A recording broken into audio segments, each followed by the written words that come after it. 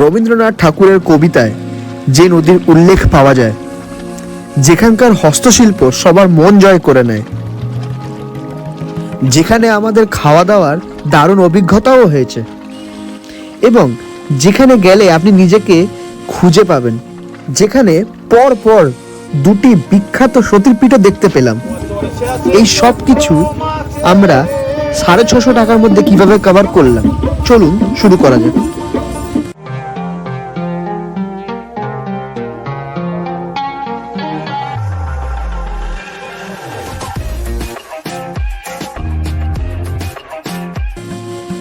আশা করি গেস করা দরকার পড়েনি আমি কোন জায়গাটার কথা বলেছি, সেটা হচ্ছে শান্তিনিকেতন।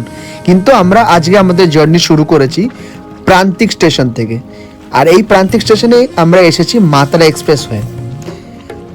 আমাদের টোটো প্রথম থেকেই বুক করা ছিল, তো আমরা টোটো করে চলে এসেছি প্রথমে কোপাই নদীর তীরে।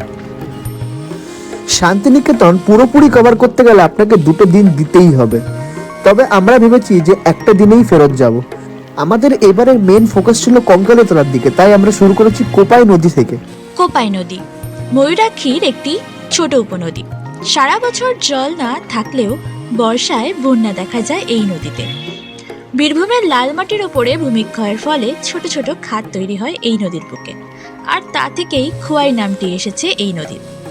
এই সেই নদী যাকে নিয়ে আমাদের কবিগুরু লিখেছিলেন, আমাদের ছোট নদী জলে বাঁকে বাঁকে, বৈশাখ মাসে তার হাঁটু জল থাকে। আবার এই নদীর বাঁকগুলো অনেকটা হাঁসুলি আকৃতি বিশিষ্ট, তাই প্রখ্যাত সাহিত্যিক তারাশঙ্কর বন্দ্যোপাধ্যায় রচনা করেছিলেন হাঁসুলি বাঁকের উপকথা। বেশ সুন্দর মুহূর্ত কয়েকটা কাটালাম আমরা কোপাই নদীর তীরে, আর এখানে এসে এই গান শুনতে পেয়ে আমাদের মন আরো ভরে গেল।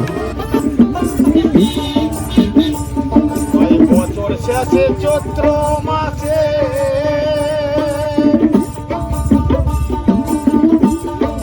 তখন বাবার রোষ আছে, চৈত্র মাসে। আমাদের নেক্সট ডেস্টিনেশন ছিল শালবন, শান্তিনিকেতনের এক বিখ্যাত আর দারুণ টুরিস্ট স্পট। এখানে দেখবার মতো সেরকম কিছু নেই, কিন্তু এখানে ফটো তুলতে তুলতে আপনি এতটাই মুগ্ধ হয়ে যাবেন, এত ভালো লাগবে যে এই জায়গাটা ছেড়ে আর বেরোতে ইচ্ছা করবে না। দুপুরবেলা হয়ে গেছিল, খিদেও পেয়ে গেছিল, তাই আমরা চলে এসেছি শালবনে একদমই কাছাকাছি স্পট, সেটা হলো সোনাঝুরি হাট। আর এখানকার সব থেকে বিখ্যাত restaurant Ramshyam restaurant. Ramshyam restaurant বিখ্যাত মেনলি তাদের অ্যাম্বিয়েন্সের জন্য আর তাদের খাবারের কোয়ালিটির জন্য। এখানকার অ্যাম্বিয়েন্স আপনি যেমন দেখতেই পাচ্ছেন, খুবই সুন্দরভাবে সাজানো ফুল দিয়ে, এবং এছাড়া এখানে রয়েছে বেশ কয়েকটা ট্রি হাউস, যেখানে আপনি 1 দিন বা 2 দিন যতদিন ইচ্ছা থাকতে পারেন। এখন বাজে 12:30, আমরা খাওয়া দাওয়া তাড়াতাড়ি সেরে নিচ্ছি। তার প্রধান কারণ হলো আমরা এরপর যাব কঙ্কালীতলা এবং ফুল্লরার দিকে, এবং সেখানে সেরকম একটা রেস্টুরেন্ট অ্যাভেলেবল নেই, তাই জন্য আমরা এখানে খাওয়া দাওয়া সেরে নিয়ে বাকি পুরো সময়টা ওখানেই কাটাবো। তো এখানকার মেনু দেখে যা বুঝলাম, এখানে খাওয়া দাওয়া বেশ ভালো ভালো আছে অবশ্যই, তবে একটু ওভার প্রাইসড। এবার দেখতে হবে খাওয়া দাওয়া কোয়ালিটি কীরকম। তবে এখানে আমি সাজেস্ট করব, যদি একটু খরচা বাঁচাতে চান তাহলে পরে থালিতে না গিয়ে আপনারা চাইনিজ নিতে পারেন, কারণ চাইনিজগুলো আপনারা শেয়ারেবলও পেয়ে যাবেন, কিন্তু থালিগুলো কোনোভাবেই শেয়ারেবল আপনি পাবেন না। তো যথারীতি আমরা চলে এলাম রামশ্যাম রেস্টুরেন্টের মধ্যে, আর অলরেডি আমরা আমাদের অর্ডার দিয়ে দিয়েছি, এবং সেই স্লিপটা এনাদের হাতে দেওয়ার পর এনারা কিছুক্ষণ পরে আমাদের টেবিলে খাবারগুলো সার্ভ করবেন। এখানকার সিটিং অ্যারেঞ্জমেন্ট সব কিছুই কাঠের, আর সেই সঙ্গে এখানে খাবার দেওয়া হয় পিতলের থালায়, যেটা পুরো বেঙ্গলি কালচারকে ফলো করে। তার সাথে এখানকার দেওয়ালে খুব সুন্দর সুন্দর আঁকা রয়েছে, যেটা বোলপুরের যে কালচার সেটাকে ফুটিয়ে তোলে।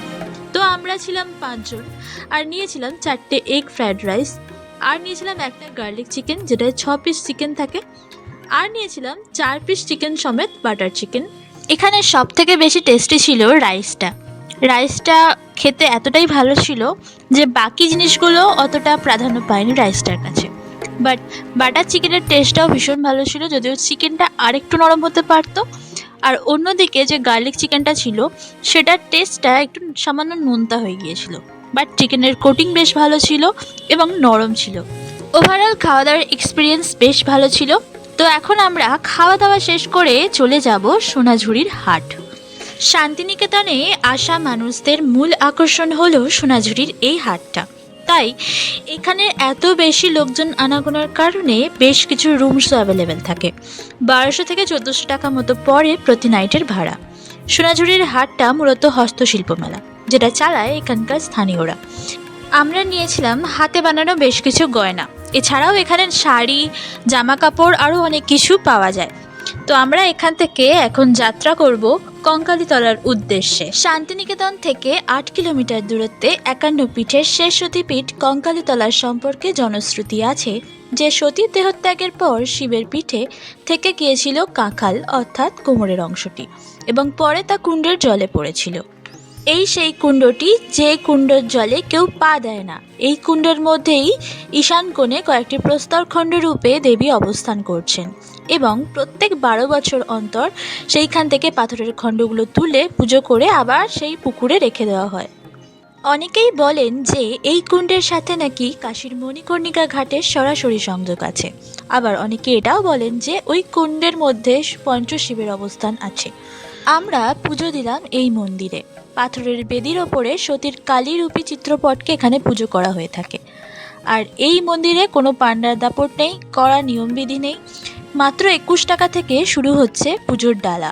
এই মন্দিরে দেবী সতীর নাম হলো দেবগর্ভা, কিন্তু এখানে কোমর বা কাঁখাল পড়ার কারণে স্থানীয়ভাবে দেবীর নাম হয়েছে কঙ্কালী।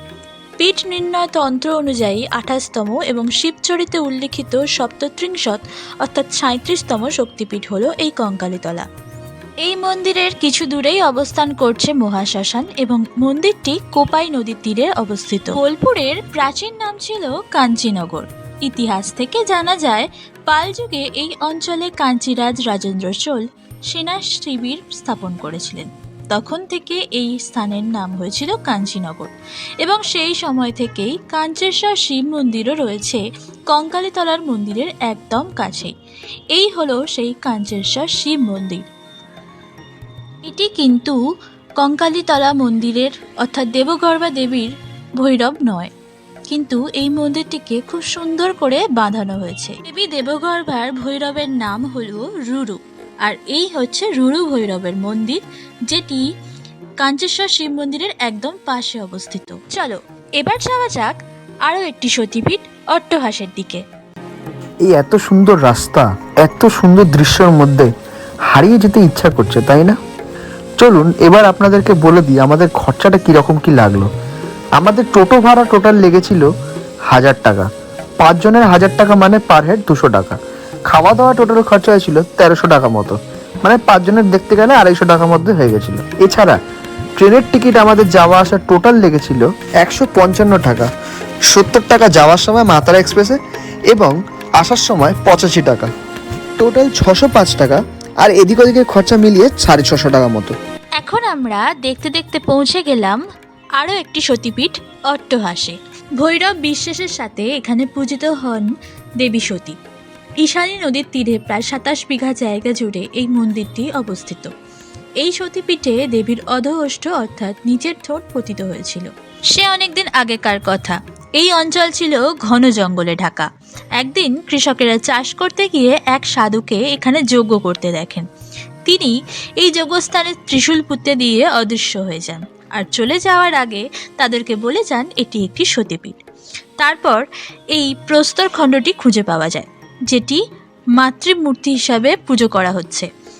আর যুগ যুগ ধরে সাধকেরা এখানে এসেছেন, পঞ্চমুণ্ডির আসনে বসে দশমহাবিদ্যার তন্ত্র সাধনা করেছেন। তাহলে একদিন সময় করে চলে এসো। আর আমাদের এই ভিডিওটা ভালো লেগে থাকলে অবশ্যই সাবস্ক্রাইব করে দিও আমাদের চ্যানেল, আর ভিডিওটাতে লাইক করে দিও। টাটা, বাই বাই, দেখা হচ্ছে পরের ভিডিওতে।